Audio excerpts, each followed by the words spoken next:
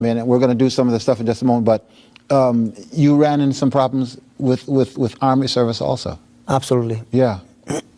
There are many of them. One of them, I remember asking God to wake me up early in the morning so I would have enough time to pray. I didn't want to start the day without prayer. Mm-hmm. And sure, I didn't have a Bible, but my girlfriend, that is my wife, she would send me letters and she would write paragraphs from the Spirit of Prophecy, Bible verses, and words of encouragement. And I would pray and God would wake me up early in the morning, like 4:30, and I would stay under the blanket because I didn't want anybody to see me. And with a small flashlight, I would read and pray and read and pray and spend some time with God. Mm-hmm. And then I would slowly, under the blanket, get dressed, slow. When the trumpet would call soldiers to wake up, mm-hmm. we would have just a short, extremely short time to get dressed and be in front of the garrison in the front yard. I would always be the first one because I was already dressed. Mm-hmm. Well, I remember one specific time I prayed and said, God, please wake me up early enough so I can start the day with you. And God woke me up at 2:30. And I said, come on, this is too early. And I wanted to go back to sleep. And God spoke in my mind and said, didn't you ask me to wake you up? Mm-hmm. So I said, okay, then I'm going to pray, study, and get dressed. And I got dressed, and then I wanted to go back to sleep when the trumpet started to sound. And they had a drill. It was like a war alarm. Yes. It was just a drill, you know. Mm-hmm. And everybody was sleepy. Most of them got punished for being late. I was the first one there. And so they asked me, what type of reward you want? A picture with the flag, a few days at home. What do you prefer? And sure, I took the days at home. Then a different time, there were floods. So they called the army to go and pick up the corn because the corn was in the water. I remember that story, yes. And I would wake up early every day, and they didn't have a clock, an alarm clock. So the lieutenant asked one soldier to wake everybody up, and he slept longer than anybody else. So then the other one, and then one of the soldiers, his name was Adrian, he told the lieutenant, Goia wakes up early because I asked him, and he said God is waking him up to pray. So if you want somebody to wake us up, Goia can wake us up. So the lieutenant said, Goia, can you wake us up tomorrow? I said, yeah. What time? 5:30. I said, okay. How do you wake up? And I said, well, I am praying and God wakes me up. Yeah, sure.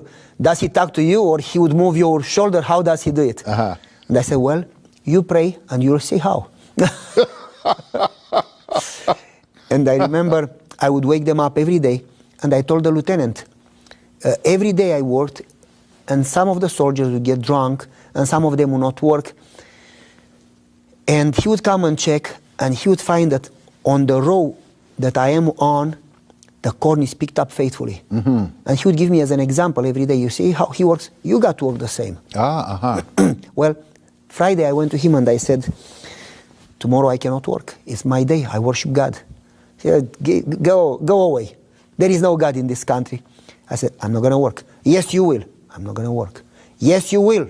Now, you're in the service now. This is not like before. You're under military orders. You are under order. You don't say no. You say, yes, sir. Yes, sir.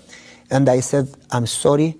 I've been obeying and respectful and do whatever you say. But tomorrow is God's day, and God is above you. So tomorrow I cannot work. Mm-hmm. He said, you will. I said, respectfully, but I will not. He said, you go to prison. I said, I will. I would rather go to prison. He said, are you crazy? I said, well, I don't know if I am crazy or not. But I said, I want you to know, I will not work. Mm-hmm. And he smiled and he said, if I let you not work, I can lose my job and my freedom.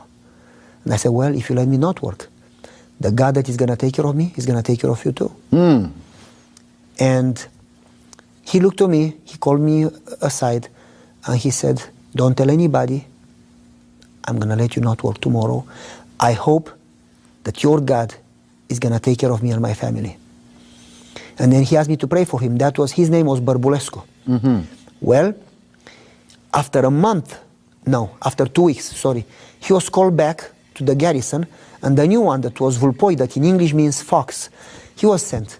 That guy was a mean guy. There's a tough guy. Tough guy. Yeah, yeah. He didn't care for soldiers. He cared just for himself. Uh-huh. He called us names. He would not even care if we worked. He would make our life miserable.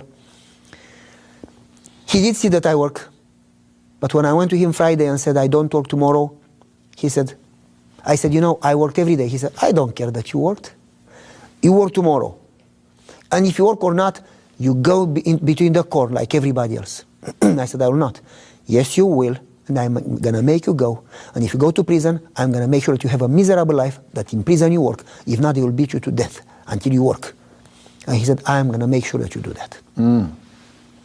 He called me names. He cursed me. He took, I remember, an apple and threw after me. And, and I said, I'm not going to work. Get out. Get away. He didn't even want to talk to me. I prayed the whole night. And I remember I had in my mind that I would have to make a decision. I go to prison or I work. And I asked God for strength. It was not easy. And I made up my mind that I'm not going to work. Yeah. So Saturday morning, I went to him during breakfast. And I told him, I said, I want to talk to you.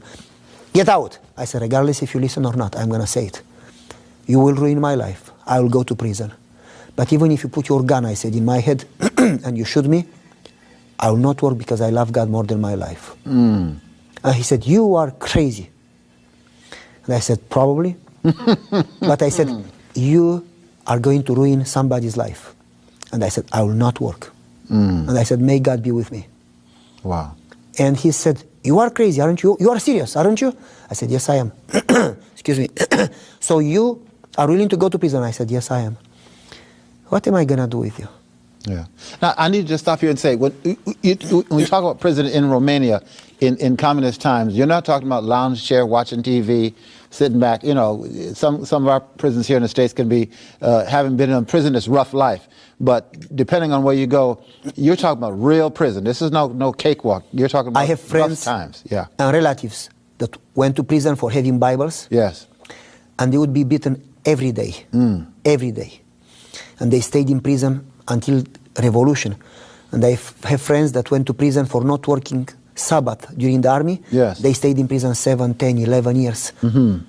Beaten, extremely, extremely difficult life. Yes. My cousin was in prison. He lost weight that you would not recognize him. He would wish to die. He would tell you the stories you would not even believe. So basically, you knew that's what was waiting for you. I mean, there's no ifs, ands, or buts. That's what it was going to be. yes. Yeah. So he said, you are serious? I said, yes, I am. And he called me to come. It was something like a, like a kitchen, not the cafeteria where everybody was eating. Yeah. And he said, listen, tomorrow you will not work, but you will do what I'm asking you to do. So I said, hey, don't ask me to work because I'm not going to work. And he said, listen, if I let you not work, the others are going to tell on me and I lose my job and my freedom. I'm not going to do that for you. But he said, I'm going to find a way that they don't know. And when I call on you tomorrow, you better answer. Well, I said, can I trust you? Because I knew he didn't care for anybody and you could not count on his word. He didn't have a word. And he called me names and he said, get away. If you don't trust me, then I don't even talk to you. I said, well, it's not that I don't trust you, but I tell you, don't ask me to work because I will not work. Saturday morning, he asked every soldier to take 1 row of corn. And then he asked me the last one. So I did. I stood up right in front of in line like everybody else. Now he said, soldiers, go ahead, straight forward, start picking corn. And he was waiting to see what I do. And everybody in line, everybody started to walk straight towards the corn to start working. I didn't move. I stood still. And then he looked to me, and after a few seconds, he said, Goia, come back. I want you to come here and start a fire for me. I am cold. Pick up the wood and start a fire. Turned around, went to him. I said, I'm not going to start a fire for you. But by this time, soldiers were already entering between the rows, yes. rows in Yes. the cornfield. And he said, he called me names, and then he said, okay, so what are you going to do now? If you stay here, they see that you don't work. Go. And he said to me these very words, evaporate, disappear. I don't want to see you. Come tonight. So I walked into the forest, walked until to the next village. And I asked, where is the Adventist church? And I went to the church. Wow. After the church, some church members took me home and gave me good food. And after sunset, after having prayer and everything, went back to the forest. Yes. And he said, so, how was your day? I said, it was great. I said, if you touch something, I will make your life miserable. Don't tell anybody anything. So the soldiers would come to me. So he called you back? Yes, he did. What did he ask you to do? I said, well, I cannot tell you. Wow. Was it bad? I said, well, I cannot tell you. And they never knew.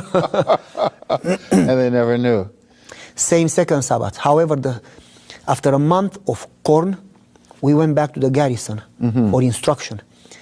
And it was a different one that was in the Communist Party. Tufan was his name. He was a mean man.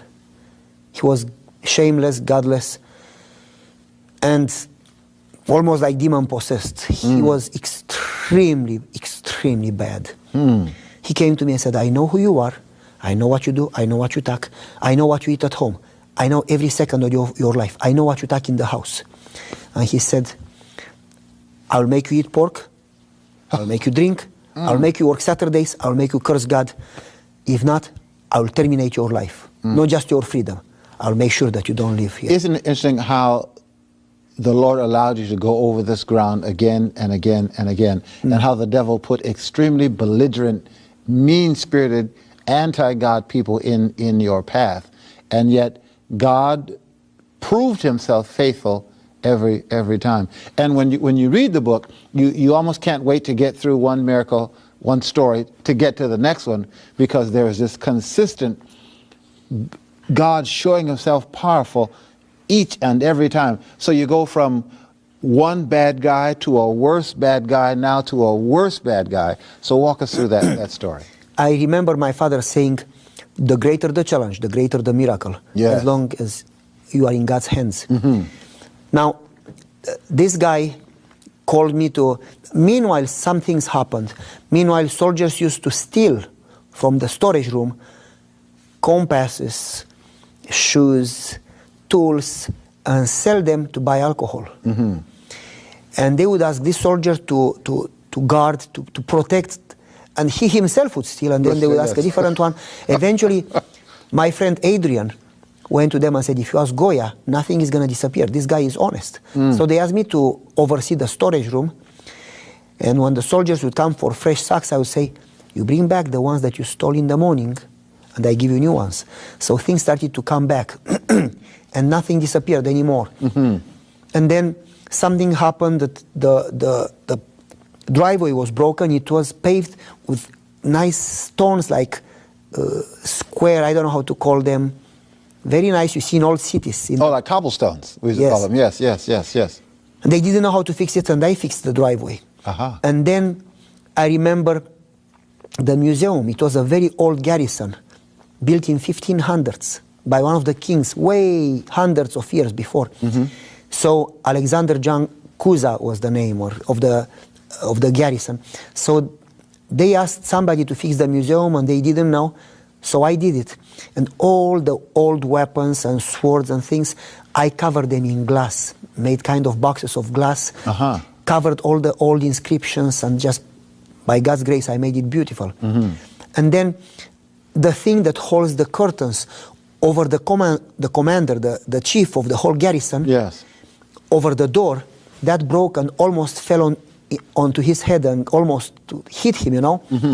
So nobody knew how to fix it, and I did it. So there were several things that happened that God used me to help there, you know. So eventually, one Sabbath, during some Sabbaths I would hide in the bathroom. During some Sabbaths I would find a way to escape. But one Sabbath he specifically called me and then put me in front of the other soldiers and ordered me to dig a hole in the ground. And I talked to him and I said, listen, I will not do it. Please don't ask me to do it, because if you would ask me privately, it would be a punishment. But if you would order me in front of the whole company, we call it, Yes. that would be a lot worse punishment to disregard his command. Mm-hmm. And so he said, I'm going to get you in front of everybody, make you do it. If not, I'm going to get the most difficult, the hardest punishment for you. And so he asked me to step forward and to dig a hole in the ground and hide from enemy. There was no enemy, but it was an order. Mm-hmm. And instead of, when he said that I should dig a hole in the ground, I didn't move. So he ordered me again, and I didn't move. And he ordered me again, and he started to lose his temper, and he started to scream and to get foam at his mouth. He's angry. Extremely, extreme anger. And he screamed, and he said, you disobey and disregard me in front of the other soldiers, I will make you pay for it. And screaming, he left us there. He called all the officers of the garrison. He proposed maximum punishment. During the war would be the capital punishment. Yeah. However, during the peace would be 7 to 14 years prison. Yeah, they'd just shoot you on the spot. In wartime, you disobey an order. Yeah, yeah, but now it's prison. So I left the training field, went to the storage room, locked myself inside, and started to pray. And in the beginning, I was asking God for help to protect me. But as I was praying, it came to my mind that God should be the priority, God's honor, God's name, and that I should ask that whatever happens, just that He would give me strength and peace and faith. Amen. So I was praying for faith, and as I was praying, He gave me peace. Praise I remember God. I started to read paragraphs that my girlfriend sent me and started to sing songs. And as I was praying, somebody knocks in the door. It was a sergeant. His name was Chuchu Vasile. No, I'm sorry, Chuchu Marian. It's a long time since. Yes. He was a short guy, funny guy. So I opened the door and he said, Pavel, I want you to be honest with me. So I am honest with you. Do you know General Voichița? I said, I don't know the general. He was one of the generals of the 4 armies of Romania. He was extremely big. And the general happened that he came without announcing to check, to inspect our garrison. When he came to inspect, he visited the museum and he noticed that it's all covered in glass. And he visited that and that and that and that. So all the work you had done all the time, the general seeing all of this stuff. What I didn't know. Yeah, I was this is one of the top guys in the country, not just your little unit. One of the 4 big guys in the country. in the whole country. Okay. And then they had a meeting. And so the sergeant says to me, you sure you don't know the general? No. You don't know anybody in the Central Committee, the Communist Party? Yeah. I said, no. You don't know anybody there? No. He said, wow. I said, why? And he says, this is what happened. The general came from Bucharest to inspect the garrison. And they said, we have an emergency meeting, we have to punish a guy. I said, well, before we do that, let's first get done with the inspection. Yes. And he said, I noticed that you did that. Who did the museum? And they said, oh, Goia. I noticed that you got the driveway. Who did the driveway? Goia. Goia. What about the storage room? It's clean and in order, and before all the shovels were dirty. Right now they were clean. And who did it? Goia. Goia. After they talked about everything, he says, okay, who is the guy that you want to punish? And they said, it's Goia. And he said, why would you punish him? What did he do? Fighting, getting drunk. Is he against the country, against the Communist Party? And they said, no, he doesn't get involved in politics. It's just that he doesn't work Saturdays. Does he work the other days? Yeah, he works pretty hard every day. Is he honest? Yes, he is. Does he do proselytism, propaganda, religious propaganda? No. Then what do you have against him? Don't you wish that you had everybody like him? If he's ready to die for his God, don't you think that he would be ready to die for his country too? These are the people that never betray us. We wish we would have more people like him. Yes. And he said, you touch him, you lose your jobs. Uh-oh. You touch him, you go against me. He said, don't touch this guy. All right. So the surgeon said, so you don't know him? I said, no, I don't. It was hard for me to even believe.